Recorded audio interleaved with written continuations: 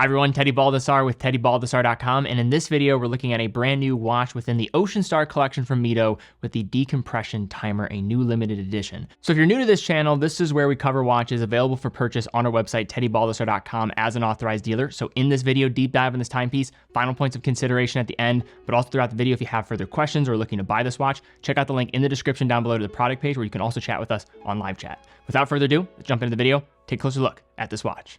Being founded in 1918, MIDO is one of these sleeper Swiss attainable brands that produce some compelling watches with a blend of legitimate heritage within their modern collection. This theme has been recently continued with a bold new version of their attention-grabbing Ocean Star Decompression Timer, the 1961 limited edition. This is a new take on a design from the brand that looks back to the early 1960s, being one of their most collectible vintage creations given its unique decompression scale that calls on nearly every conceivable color to deliver a design style that is unlike anything else. As mentioned, this is not the first time in recent history where the decompression concept has been introduced, with a limited edition steel version a couple years ago and then a decompression world timer version that already took the busy dial concept to another level that was released last year. This latest version has a black PVD case, mesh bracelet, and the colorful array at the dial center. This being a limited edition, stock should not last long, and it also comes with 2 additional straps for free with purchase. Looking closer at the case, the black PVD finish on its stainless steel case has a high polish treatment,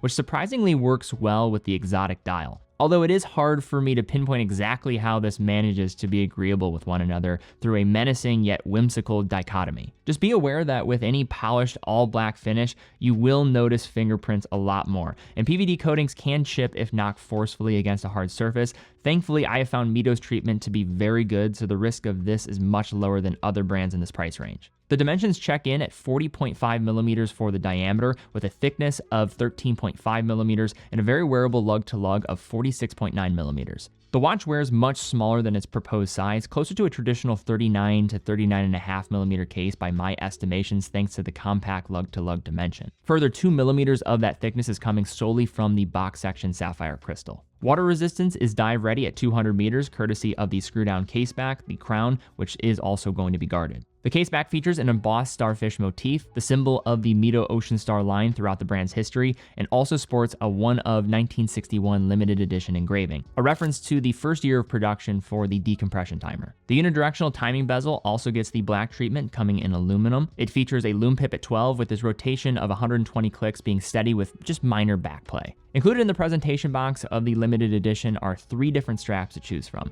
First up is the black PVD bracelet rendered in mesh, mounted on the watch as you unbox it. A mesh bracelet is a great vintage callback, and this one looks absolutely killer with its black finish. So we took some turns in the office wearing this piece, and I found the bracelet to be my favorite of the trio of the different strap and bracelet options. But for the more hairy-wristed among our crew, they did state that there was some slight hair pulling. The bracelet features a fold-over lock that can be slide adjusted in order to get a precise fit easily. Also in the box is a striking 2-stitch calf leather strap in black. It features a micro-branded stainless steel pin buckle, and the thread of the stitching pops in colors that match the rainbow dial. And finally, there's an included Tropic rubber strap done in a blue that might be a tad over the top for some, but hard to get mad about free straps. Further, it also gets a branded pin buckle, and all 3 straps feature quick-release spring bars for tool-free swaps. But if we're being honest here, as with previous versions of the decompression timer, the dial is the star of the show. So I've gone in depth in my previous video explaining how the decompression scale actually works, so definitely check that out if you are interested and are one of the select few that are going to use this in a diving scenario.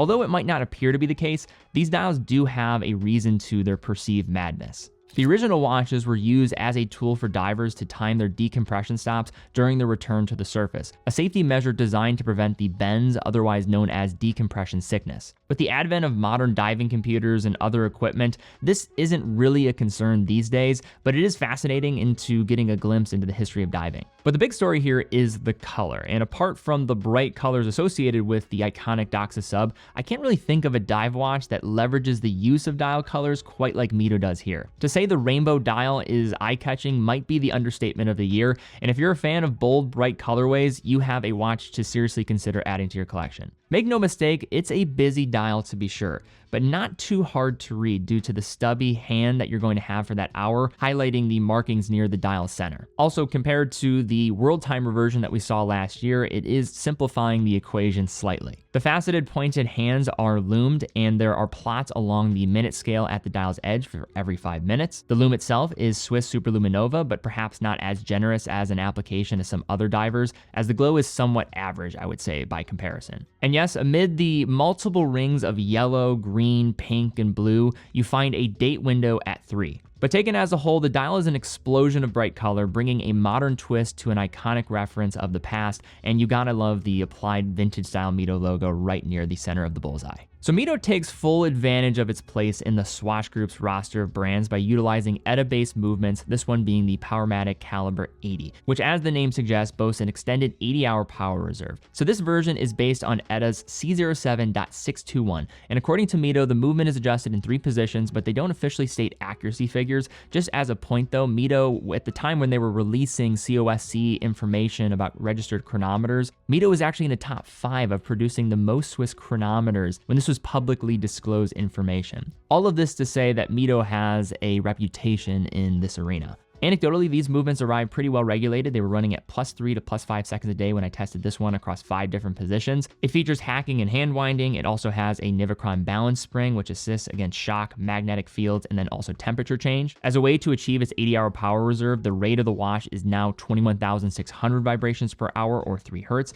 And although you can't see it behind the closed case back, the Powermatic 80 is one of the most reliable workhorses in the Swatch Group stable. So now to unpack some of my final thoughts on this watch, some of the considerations that I would bring up. So first, let's be real. This is a watch that is not going to be for everybody. It is quirky, it is retro looking, but it also has a sense of modernity with the black PVD case.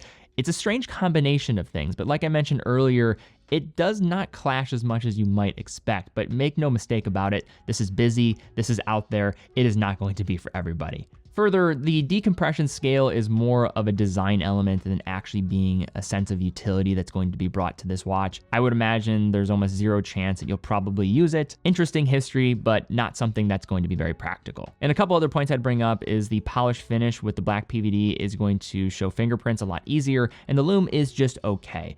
But now we shift over to the pros, and I think the same reason why that I've stated this is not going to be for everybody, but if it is in this sweet spot for you, where you like a watch with this type of color, you want something that's unique, this is right down the alley for uniqueness. But then on the flip side, if you're someone that's looking for a watch that is going to exercise some creativity and being different, this is absolutely right up the alley of that.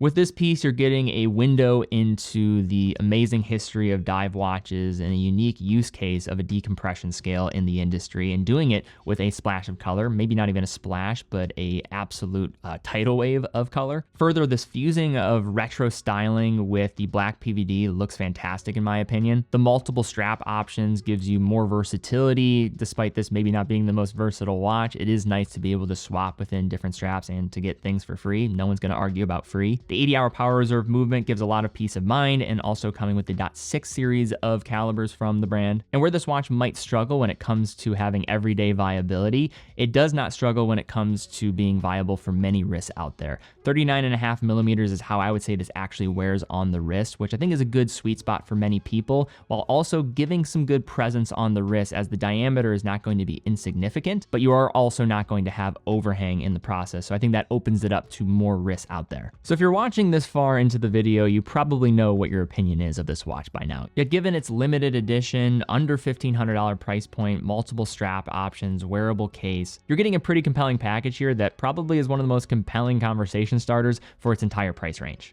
All right, guys, that's all we have for this video. If you did enjoy it, please give it a thumbs up, subscribe, hit the bell icon. Really do appreciate that. Also, these watches are available on TeddyBaldassarre.com. TeddyBaldassarre.com is a full authorized dealer of over 30 brands, quick and fast fulfillment, dedicated customer support, a full factory warranty for all the products that we offer. And how we're able to do what we do here in producing content is through selling watches. So if you are in the market for a watch, we'd absolutely love to have your business. It allows us to keep doing what we're doing here. We love what we do. But guys, thank you again so much for watching. Be well, and I will see you all very soon.